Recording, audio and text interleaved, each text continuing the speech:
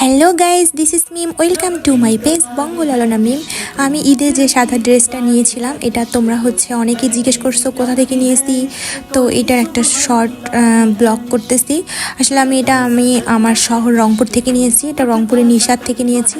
এই তো ঈদের সময় নিয়েছিলাম। এটা অনেক ভালো লাগছে আর কি। ড্রেসটা অনেকেই আমাকে জিজ্ঞেস করছো, আপু তোমার ড্রেসটা কোথা থেকে নিয়েছো।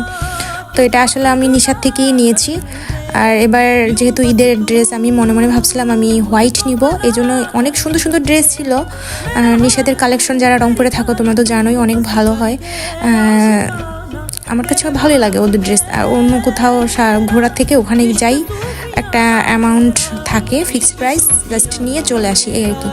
তো অনেকগুলো ড্রেস দেখাচ্ছিল। অবশ্য আমার আম্মুর জন্য নেওয়া হয়েছে, আন্টির জন্য নেওয়া হয়েছে, আমার জন্য।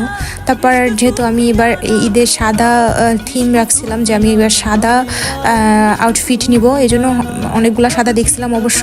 তারপরে যে এইটা তারপর যেটা একটু দেখতেছিলাম মিররে, যে কেমন লাগতেছে। আসলে ড্রেসটা পুরোটাই কাজ করা, হ্যাঁ, ইন্ডিয়ান। তো আমার ভালো লাগছে আর কি। ক্যামেরাতে এতটা ভালো না লাগলেও বাস্তবে ড্রেসটা অনেক সুন্দর।